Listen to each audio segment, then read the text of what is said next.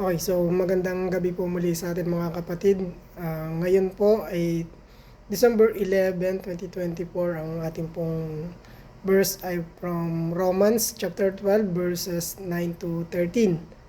So since recorded po tayo ngayon and may gawain lang po ang inyong lingkod, so bibilisan ko na lang din po yung aking message since siguro madali lang to at napagdaanan na rin naman natin to sa mga last devotion natin.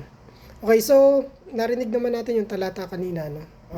As we go through po sa ating mga verse, ginawa ko po ay verse by verse na lang since 5 lang namang teksto siya.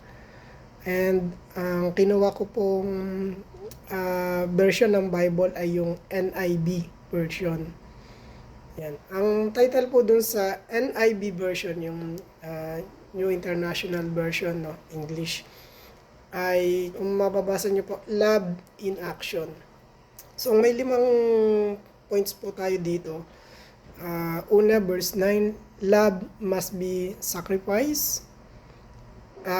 Love must be sincere. Number 1, love must be sincere. And number 2, verse 10, be devoted to one another. Number 3, sa verse 11, be eager serving the Lord. Number 4, sa verse 12, be joyful. Number 5, verse 13, be generous to one another. Okay, now, as Christians, we are being told based from the Bible, and of course, sabi din ng ating Panginoong Hesukristo na love one another as you love yourself. Okay, so but doesn't mean naman po na matatapos na tayo dun sa love one another lang. Dahil as long as na nandito po tayo sa mundong ito, alam naman natin na very limited po yung ating mga resources. So ano pong ibig sabihin nun? That's why po yung turo at aral ni Apostol Pablo sa ating mga Kristiyano, not just love alone, but rather, okay, number 1, be sincere. Yung bang tapat ka. Minsan ba sa atin pong sarili na i-evaluate po ba natin kung talagang love or pure love yung nasa atin, na ibinibigay natin sa ating mga mahal sa buhay o kaya sa mga kasamahan natin sa trabaho o kaya sa mga taong nakapalibot natin. Na-evaluate po ba natin yon kung talagang mahal natin sila o dahil may kailangan lang tayo sa kanila o dahil lang sa trabaho kaya ko mahal yung mga katrabaho ko o yung company na pinagtatrabahuan ko. So, let us evaluate ourselves, no? Number 2, be devoted and honor one another above yourself. Kung mahal mo ang iyong sarili at mataas ang standard mo sa iyong sarili, why not i-apply mo din siya sa ibang tao? Ang turo po ni Apostol Pablo, love them na mas mataas kesa sa iyong sarili. Ang kauna-unahan dapat minamahal natin na nasa paligid natin, yung bang nasa within the circle of our life. Syempre, unang-una dyan bukod sa ating sarili ay yung ating pamilya kasi sila yung kasama natin. Sila yung dapat na mahal natin bukod pa or mas higit pa dun sa pagmamahal natin sa sarili natin. Kasi sa aking sa aking experience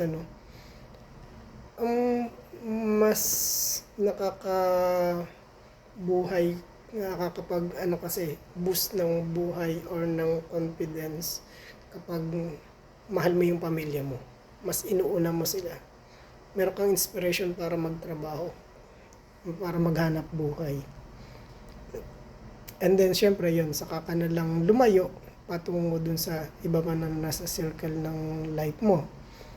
Number 3, be eager serving the Lord. Okay, yung question dito, are we?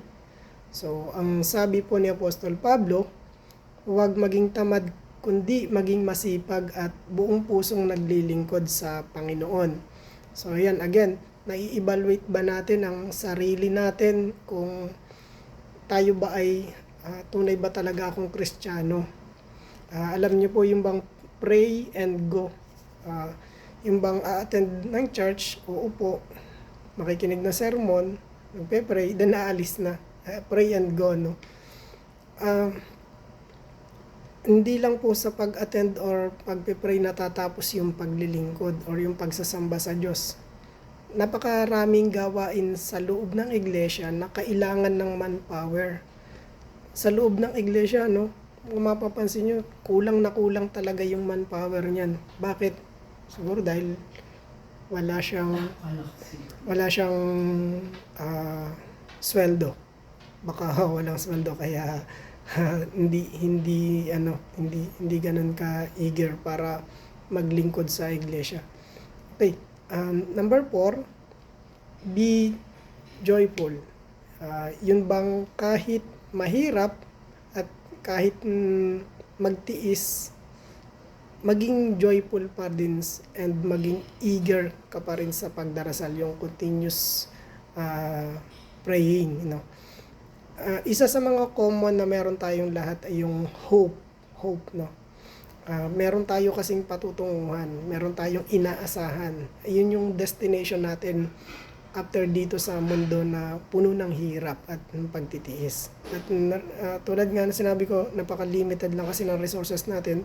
So kailangan natin magtiis kasi hindi naman dito yung kailangan nating hindi yung yaman ng mundo yung ating pinagsusumikapan, kundi yung after ng ating buhay ngayon. Lastly, help the Lord's people. Okay? So, hindi madali ang trabaho at obligasyon ng ating mga ministro, ating mga pastor. And kalimitan sa kanila, no, ay hirap talaga sa buhay at kailangang mag-sideline or magtrabaho sa labas upang sustentahan ang pangangailangan ng kanilang pamilya. So, kaya tayong mga hindi naman naglilingkod, yung hindi naman pastor, hindi ministro, hindi leader, hindi elder.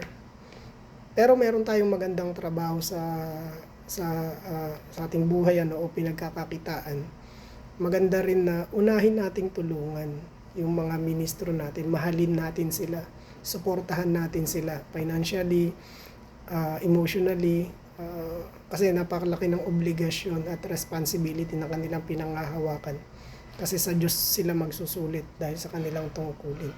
Kaya tayo, namang mga nakakaluwag, why not? Bakit hindi natin din sila tulungan? So, yan yung, actually, isa to sa ministro namin, isa to sa ministry namin ni ate, na brother Jonathan, na ginagawa para sa Santa Clara. Yan. So marami pang iba na. So okay mga kapatid, maraming salamat po at ito lang po yung aking message and God bless us all po. Thank you.